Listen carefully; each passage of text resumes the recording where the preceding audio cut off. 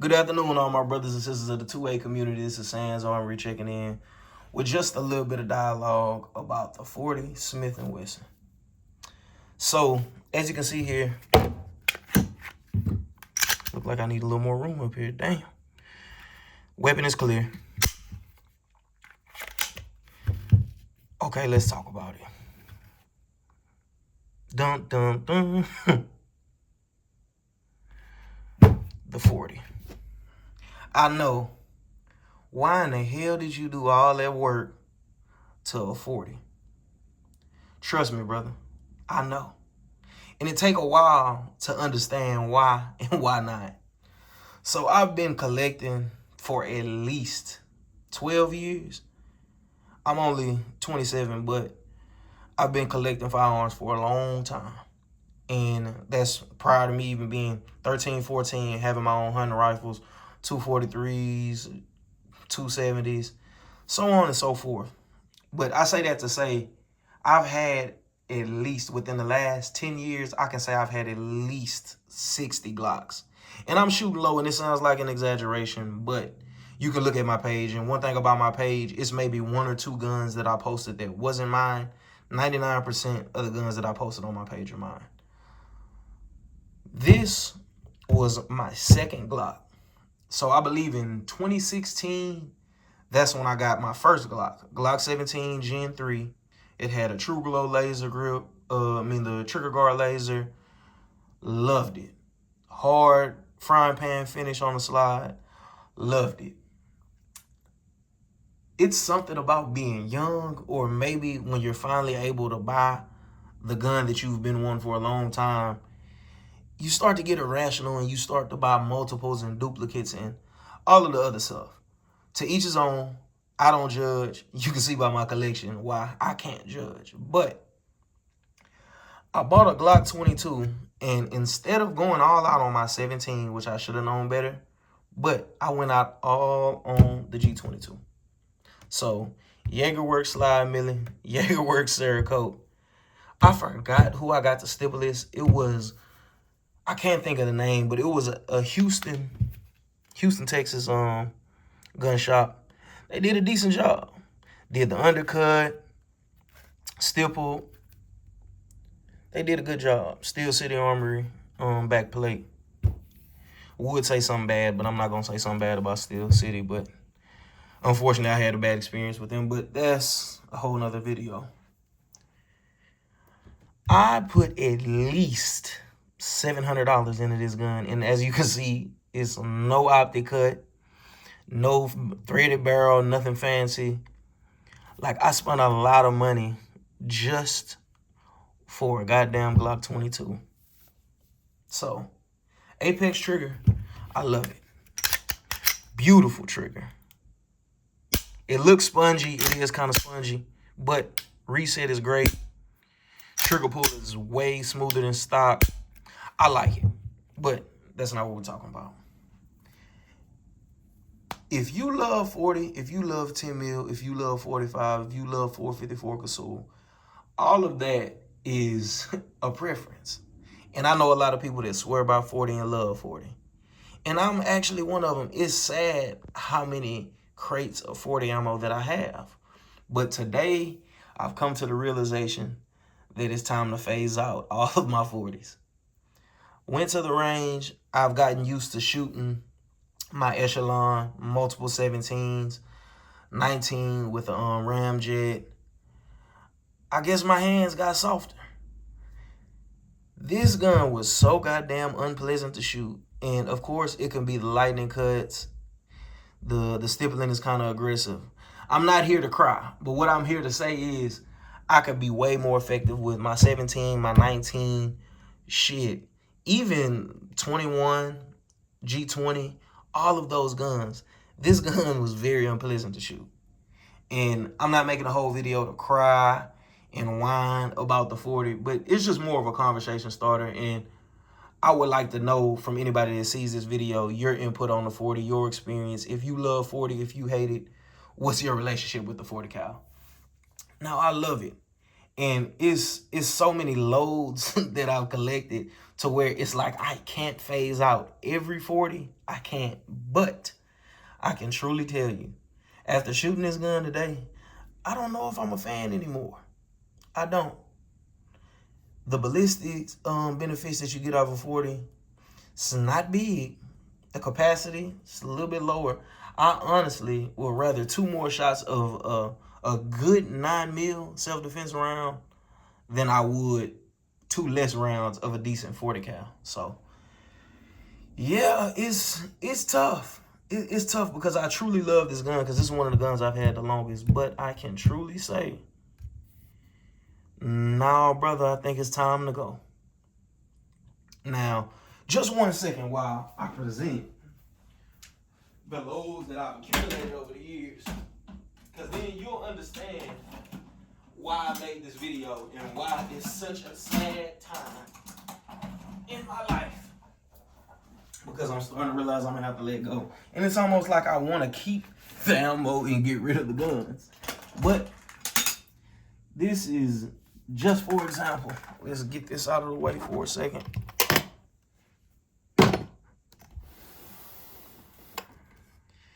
This is just some of the stuff. I have another crate, but this one is a little bit more diverse. So,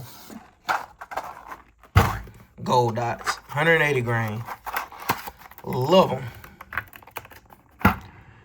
This is like a legacy caliber. This cartridge here has been a law enforcement cartridge for decades and decades, and a lot of people swear about it. I mean, swear by it. A lot of people also say it's getting obsolete, but a bonded hollow point that expands decent almost every time is hard to go against that.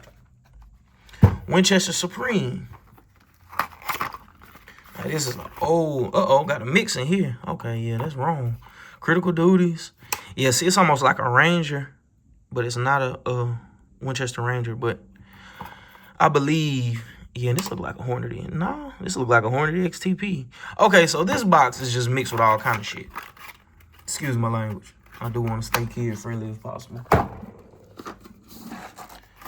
155 grain gold dots. No need to show it, but yeah, 175 grain flex lock. FTX Hornady, one of my favorite rounds as well. Critical duty. Everybody loves the critical duty. Now let's start getting to some of the more different. Well, before I get to those, 180 grain Hydra Shot. Another like legacy cartridge that law enforcement has swear by for decades. Old school 155 grain hollow points. Their prices, well, I guess it ain't that bad for hollow points, but you get where I'm going with that. Federal Semtech ammo. Of course, supposed to keep your gun cleaner and all that. That's cool. Like another old law enforcement box of Winchester 155 grain. Okay, I don't want to take up too much of your time on this, but I do want to just finish showing you why it's heartbreaking for me that I believe I'm going to go ahead and phase out my 40s. And it's crazy because my brother told me years ago. He sold me one of his Glock 22s, and he told me, man, I just want to minimize what calibers I have. I want to consolidate and make sure that whatever I have enough of it and it doesn't get mixed up with anything. And I'm starting to get the picture. I've been hoarding guns and ammo for so long. I refuse to believe that it was a cartridge that I didn't like, because I have everything from 22 short, 22 long, 32 ACP, 25 ACP, 380, 45 gap, etc., etc. 454 Casull. Like, it's hard to tell somebody like me that it's a cartridge that I'm not gonna like. But man, sometimes you have an epiphany. And I've been consolidating my collection as of late as well. So I guess it's easier for me to accept the fact that I'm gonna have to let go. But I just don't know what I'm gonna do about this ammo. I need to learn to detach from wanting to like hoard shit just because I feel like it's gonna be hard to find again, or I just really want it. It's not that deep. It's bullets, and it is what it is. But I'm learning to detach. But subsonics, old school subsonic, 180 grain. That's cool. Old school. Excuse that. Hornady Z-Max. I'm sure that brass is tarnished. I hate when they put brass cases on, supposed to be real high quality. Yeah, see, look at that. That brass has tarnished over the time. I hate when they put brass case. They should have put nickel case, but it is what it is. Got a few more, then I'm out your hair. More Hydra-Shock, just 165 grain this time. Corbon Powerball. 135 grain. 1,325 feet per second, 526 foot-pounds. I'm sure that's probably out of a long-ass barrel, but a Glock 22 is a pretty long barrel, but this is a mean bullet. I don't know about y'all, but I wouldn't want to taste that shit. And it's crazy. It's like a rubber tip. It's like not even lead. It looks like lead, but it's like almost like a FTX on a Hornady bullet. But okay, and the last one, another Corbon DPX, 140 grain DPX, 1,200 feet per second, 448 foot-pounds. So this one actually dropped a lot. 135 grain, 140 grain. So I guess these are loaded hot as hell because 1,325, 1,200, just another 125 feet per second. But that big of a difference in energy. That's kind of crazy. But this is like the old school niche. Like, this stuff is stuff that a lot of people don't use anymore. And so it's kind of hard to detach. But, brother, it comes a day where you have to let go. And unfortunately, I think that day is coming. And as sad as it is, as much as I don't want to do it, I think it's time to phase 40 out of my collection. Sorry if I just rambled and rambled and rambled, but I had to make this video. If for nobody else, for me, it's almost like the funeral of my 40 cals. But thank y'all for watching. I hope y'all stayed to the end. If you did, please give me a sub, shoot me a like, give me some feedback in the comments, what you hate, what you like. Anything that you can critique me on. I'm big on criticism and learning from it. So anything you can critique the videos on, I'm sure it's zoomed in too much. But just let me know what you think about the 40. And man, with that being said, keep God first, stay safe, and man, peace out. Appreciate the watch.